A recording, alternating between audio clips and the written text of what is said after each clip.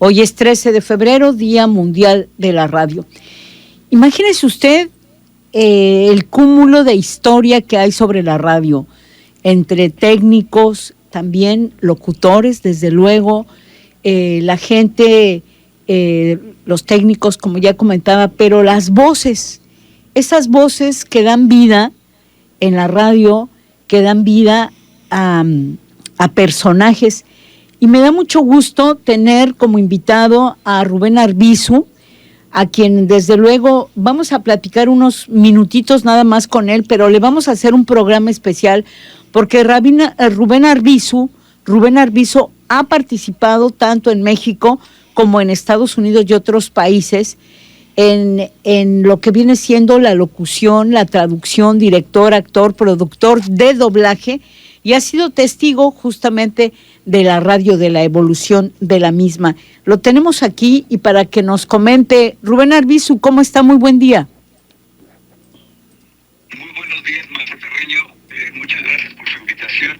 Y antes que nada, quiero decir que es usted un verdadero ejemplo del periodismo vertical y es un honor estar en su programa. Me impactó tremendamente el cobarde ataque que usted sufrió el 1 de junio del 2022, cuando salía de su programa Todas las Voces Cuentan. Mis respetos. Muchas gracias, pero bueno, hoy vamos a hablar de usted, Rubén, porque viene usted de una familia que se ha dedicado mucho a la radio, al doblaje, a la producción.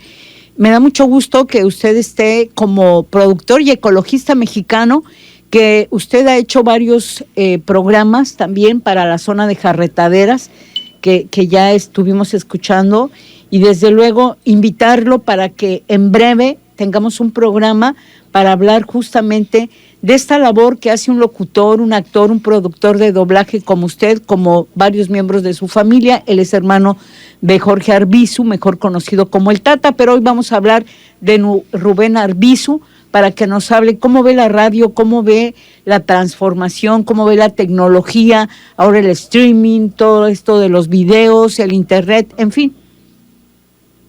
Pues es un cambio totalmente drástico. Vivimos una época en que la comunicación es instantánea, desgraciadamente también la mala información es instantánea y por lo tanto debemos tener mucho cuidado con lo que escuchamos, con lo que transmitimos, con lo que comentamos, porque tanto es bueno como es malo, pero indudablemente la radio fue el gran invento de Marconi, como ustedes lo saben todos, y además fíjese que tuve el honor de estar en México, cuando yo vivía en México, trabajé en el estudio de don Adolfo de la Riva, que fue junto con Marconi, de los que transmitieron las primeras emisiones de radio en Europa y en España, en 1924 precisamente, o sea, hace un siglo. Y ahí lo conocí, y el ingeniero de la Riva fue el inventor también de las máquinas sincrónicas para hacer el doblaje cinematográfico que después se hicieron para televisión. Y bueno, háblenos de estos personajes, Rubén, que usted ha dado vida.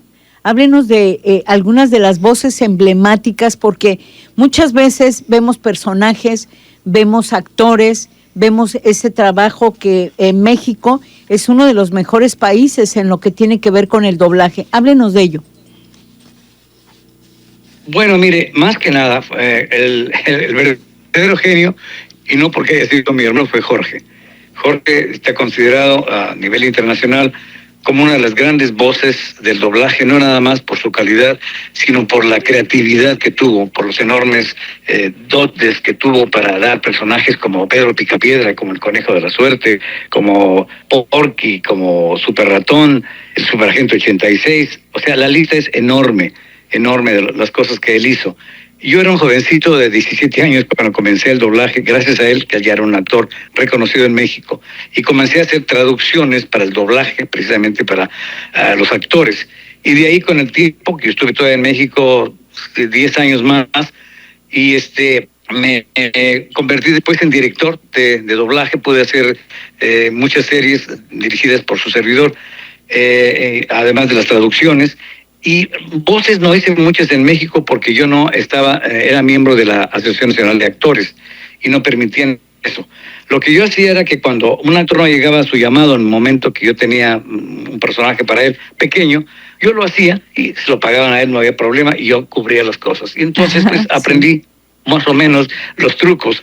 Yo ya al venirme aquí a Estados Unidos, yo fui contratado por los Estudios Universal para venir a enseñar doblaje en Estados Unidos, porque no se hacía mucho doblaje en Estados Unidos, debido a que no se necesitaba todavía en los 70, a mitad de los 70. Yo vine en el 77 aquí a Estados Unidos y desde ese tiempo yo vivo acá. Entonces la idea fue enseñar el doblaje para que hubiera después actores en Estados Unidos en inglés que hicieran pues, para muchas series, sobre todo las anime japonesas que son tan famosas. Tuve yo una relación con un estudio en California, en Los Ángeles, y ahí yo dirigía y formé muchos actores, tanto en español como en inglés. Y ahí doblé yo, ya con mi voz, algunas series, entre ellos una que fue muy famosa en Latinoamérica, que se llamó La Abeja Maya. La Abeja y yo Maya, hacía un personaje que yo hacía Willy, y hacía también a Flip, el Chapulín. Uh-huh. Y además de que yo traducía los scripts. Hice también el Capitán América, hice algunas voces importantes, pero más que nada ha sido mi trabajo el de dirigir doblaje. He dirigido cientos y cientos acá en Estados Unidos de capítulos de muchas series muy famosas de anime. Oiga, ¿también participó en Batman? Bueno, yo hice en Batman las traducciones más que nada. Una cosa muy importante de mi traducción y que también trabajé ahí, en la primera película de la Guerra de las Galaxias. Esa la doblamos en Los Ángeles en 1977 y yo hice la traducción. Precisamente el director Lucas fue al estudio de nosotros, que estaba muy cerca de los estudios Universal, para contratar al estudio para que se hiciera el doblaje de la primera película que se hizo tanto en inglés como en español, y tuve el honor de haber hecho la traducción. Es más, yo tengo todavía el libreto original escrito a máquina en esa época con todos los personajes, y yo hice unas voces ahí también en ese doblaje, que fue tan importante porque ustedes saben que pues, la Guerra de las Galaxias continúa todavía haciéndose más episodios, o sea, más series y más películas. Pues muy bien, yo quiero agradecerle estos momentos, estos minutos de conversación, a reserva de que incluso, ¿por qué no tenerlo aquí en Radio Universidad, aquí en el Centro Universitario de la Costa?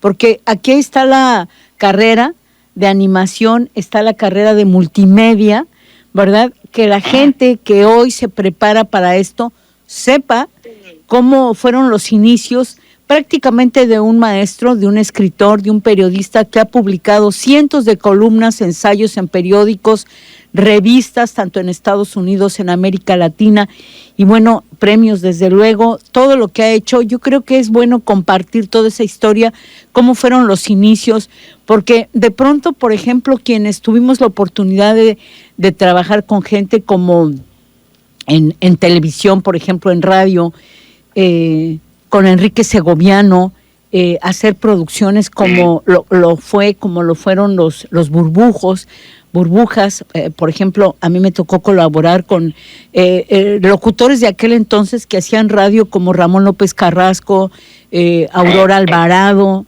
¿sí?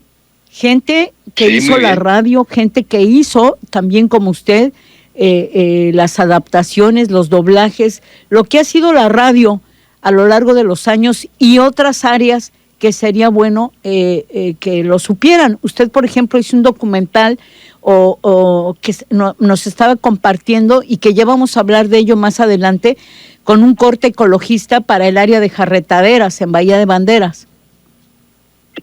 Sí, fui invitado precisamente a dar unas conferencias. He ido varias veces a Nayarit, que conozco perfectamente. Yo de niño viví en Tepic, Nayarit, viví 3 años. Mi padre era director de un colegio y viví en Tepic de los 9 a los 12 años. Entonces recuerdo con mucho cariño a Nayarit, recuerdo con mucho cariño las costas. Muy bien, pues por aquí, sí, pues por aquí vamos a estar, Rubén. Yo le agradezco mucho estos momentos que nos dé de su tiempo, y vamos a programar un especial para que nos hable de toda esa historia, que es bueno que los jóvenes y que todos los que vivimos en esta zona de la bahía conozcamos. Muchas gracias, buen día. ¿Algo más que quiera comentar? Muy amable. Pues nada más, de nuevo agradecerles, es un honor para mí estar con ustedes ahí. escucharlos, saber de ustedes, los felicito y de corazón me tienen como amigo. Muchas gracias. Muchas gracias, Rubén. Hasta pronto. Buen día. Escuchó usted, amigos del auditorio, a Rubén Arbizu. Es un regalo en el Día Mundial de la Radio.